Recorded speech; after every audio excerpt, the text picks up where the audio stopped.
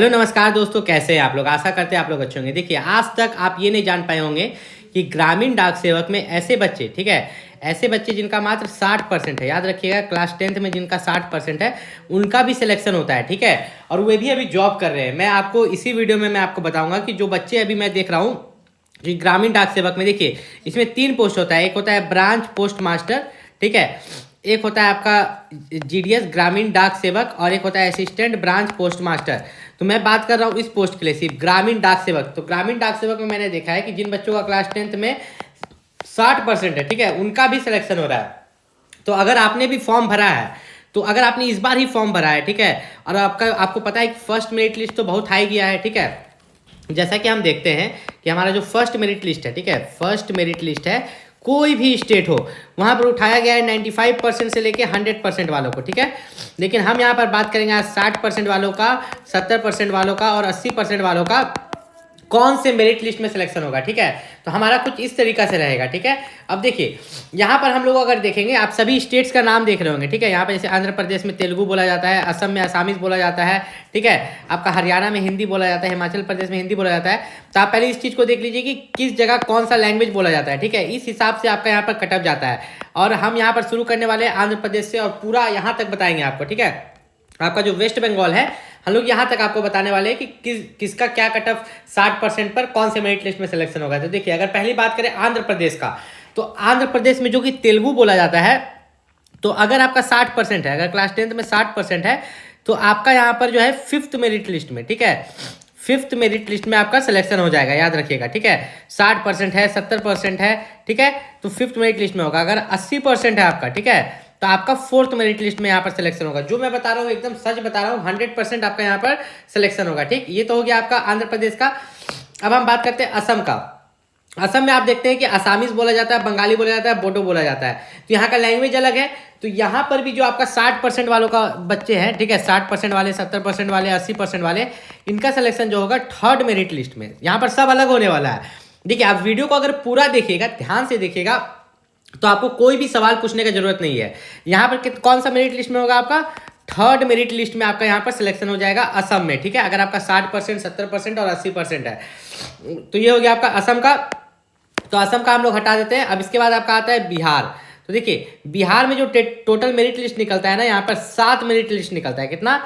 1 2 3 4 5 6 7, ठीक है। जो 60% वाले हैं उनका सिलेक्शन जो होगा 7th मेरिट लिस्ट, या इसको बोल सकते हैं आखिरी, जो भी आपका आखिरी मेरिट लिस्ट निकलेगा ना, तो उसमें 60% वालों का सिलेक्शन होगा।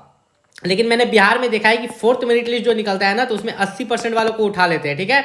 और 5th और 6th में जो है 70% वाले बच्चों को यहाँ पर उठा लिया जाता है, जिनका क्लास 10th में 70% है, ठीक है। तो ये आपका बिहार का हो गया। हर एक स्टेट का मैं क्लियर कर दूंगा, चिंता ना करें। अब आपका आता है छत्तीसगढ़, ठीक है। छत्तीसगढ़ में बात करें तो हिंदी बोला जाता है, आपका दिल्ली में भी हिंदी बोला जाता है, ठीक है। तो इन दोनों का अगर बात करें, छत्तीसगढ़ और दिल्ली, तो छत्तीसगढ़ और दिल्ली जो है, इसमें आपका निकलता है 4 ही मेरिट लिस्ट निकलता है, ठीक है। 4 को ही मेरिट लिस्ट निकलता है। और चौथा मेरिट लिस्ट में इसमें 60% वालों का सिलेक्शन नहीं होता है। देखिए, जहां पर होता है वही बताऊंगा। छत्तीसगढ़ और दिल्ली ऐसा जगह है जहां पर 60% वालों का सिलेक्शन होता ही नहीं है। यहाँ पर सिलेक्शन मिनिमम 70% वालों का होता है। कितना परसेंट वाले? जिनका क्लास 10th में 70% है, उनका सिलेक्शन हो जाता है 4th मेरिट लिस्ट में, ठीक है। 60% वाले का यहाँ पर सिलेक्शन नहीं होता है, ठीक। वहीं पर अगर गुजरात में देखें, ठीक है, इसको हटा देते हैं हम लोग, गुजरात की बात करते हैं अब। तो गुजरात में अगर देखें, तो गुजरात में आपका गुजराती बोला जाता है। तो ये जो गुजराती है आपका, ठीक है, तो गुजराती जो लोग बोलते हैं, तो इनका 3rd ही मेरिट लिस्ट में, ठीक है, 3rd मेरिट लिस्ट में 60% वालों का सिलेक्शन यहाँ पर हो जाता है गुजरात में, ठीक है। 60% से लेके अगर आपका 80% तक है, तो गुजरात में 3rd नहीं तो मैक्सिमम 4th मेरिट लिस्ट जाता है, जिसमें आपका 60 से 70% वालों का सिलेक्शन यहाँ पर हो जाता है। वहीं पर अगर हरियाणा की बात करें, तो देखो हरियाणा में क्या हो ना, कि हरियाणा में आपका बोला जाता है हिंदी, फिर हिमाचल प्रदेश में बोला जाता है हिंदी, जम्मू कश्मीर में भी हिंदी, झारखंड में भी हिंदी। तो यहाँ पर हम 4 स्टेट की बात करने वाले हैं, यहाँ पर हरियाणा से लेके यहाँ पर आपका झारखंड तक, ठीक है, याद रखिएगा, हरियाणा से लेके झारखंड तक। इसमें आपका 5 गो मेरिट लिस्ट जाता है। कितना? हर स्टेट में 5 मेरिट लिस्ट।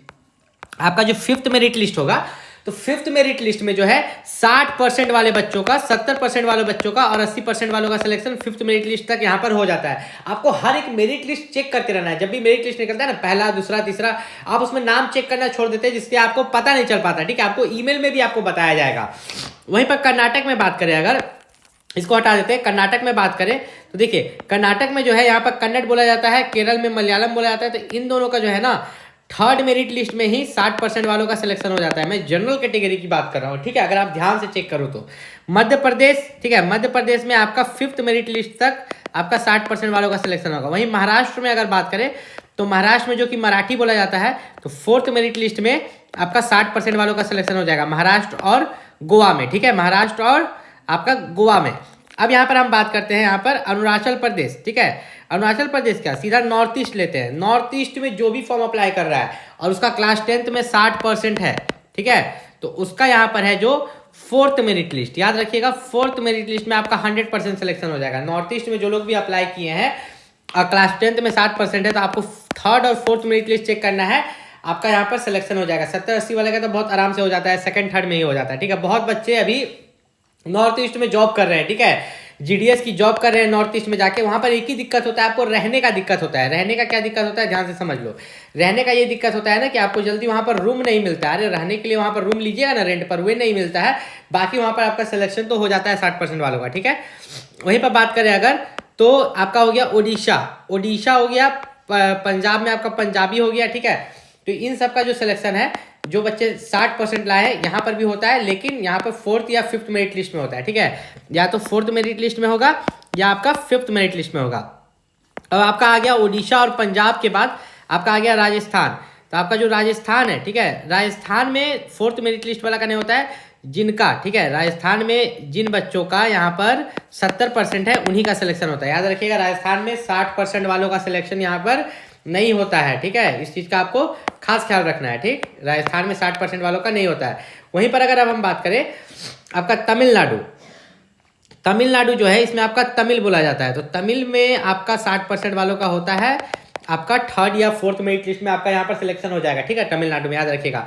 तेलंगाना में बात करें तो तेलंगाना में भी सेम है, 60% वालों का होगा 4th मेरिट लिस्ट में, किसमें, 4th मेरिट लिस्ट में। वहीं पर अगर बात करें उत्तर प्रदेश, उत्तराखंड, तो इनका जो है, इनमें कम से कम यूपी में तो आपका 70% होना चाहिए, उत्तराखंड में 65% है, तो हो जाएगा 4th या 5th मेरिट लिस्ट में, ठीक है। अब बात करते हैं वेस्ट बंगाल। तो वेस्ट बंगाल में मैंने लास्ट जो जाते हुए देखा है वह है आपका 67%। क्लास 10th में अगर 67% या ऊपर है तो आपका सिलेक्शन होने का चांस है वेस्ट बंगाल से, ठीक है।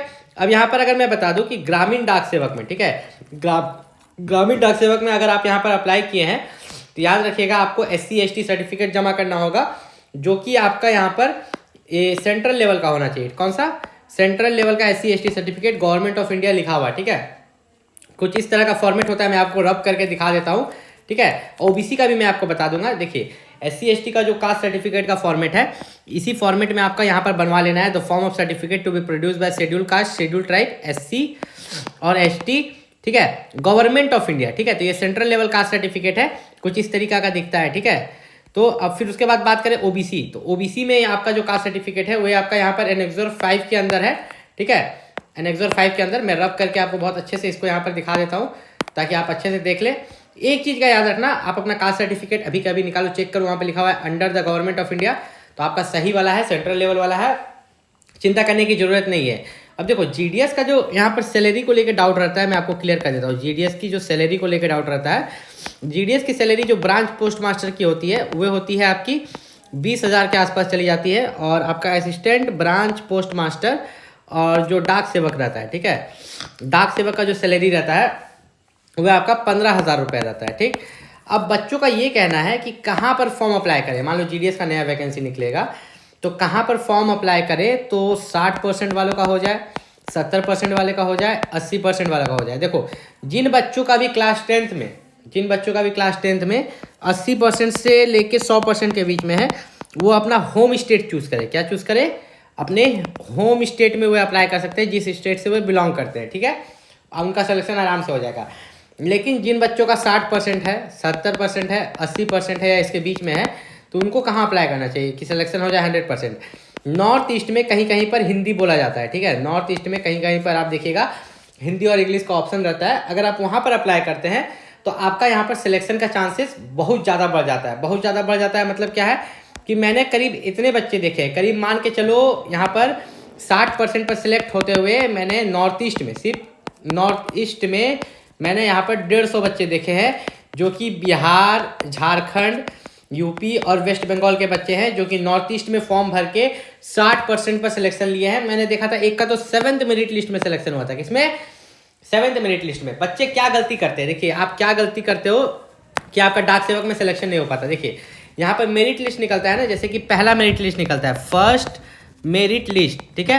फर्स्ट मेरिट लिस्ट के बाद यहाँ पर निकलता है सेकंड मेरिट लिस्ट, फिर थर्ड, ठीक है, फिर फोर्थ, फिर फिफ्थ, सिक्स्थ, ठीक है, 7th, 8th, ठीक है। तो लास्ट मैंने 8 तक तो देखा है कि हाँ 8 मेरिट लिस्ट निकलता है। तो वहाँ पर बच्चे गलती क्या करते हैं, जैसे पहला मेरिट लिस्ट मैंने चेक किया, मेरा नहीं हुआ, कोई बात नहीं, दूसरा में भी नहीं हुआ, तीसरा में भी नहीं, चौथा में भी नहीं, पांचवा मैंने चेक ही नहीं किया, तो मुझे पता ही नहीं चला कि मेरा जीडीएस में सिलेक्शन हुआ कि नहीं हुआ। तो ये 5वां मेरिट लिस्ट भी आपको चेक करना था, तब ना पता चलता है कि आपका जीडीएस में सिलेक्शन हुआ कि नहीं। और जीडीएस के साथ साथ आप अदर फॉर्म्स को भी अप्लाई करो, ताकि अगर जीडीएस में सिलेक्शन ना भी हो पाए तो आप कहीं और भी तो ट्राई मार सकते हो, जैसे कि एसएससी, एमटीएस हुआ और कोई वैकेंसी है जिसमें एग्जाम लिया जाता है, उसको भी भरते रहो साथ ही साथ। और अगर आप किसी भी गवर्नमेंट जॉब की तैयारी करो तो इस चैनल को सब्सक्राइब कर लेना लेटेस्ट अपडेट के लिए। मिलते हैं अगले वीडियो में, तब तक के लिए नमस्कार।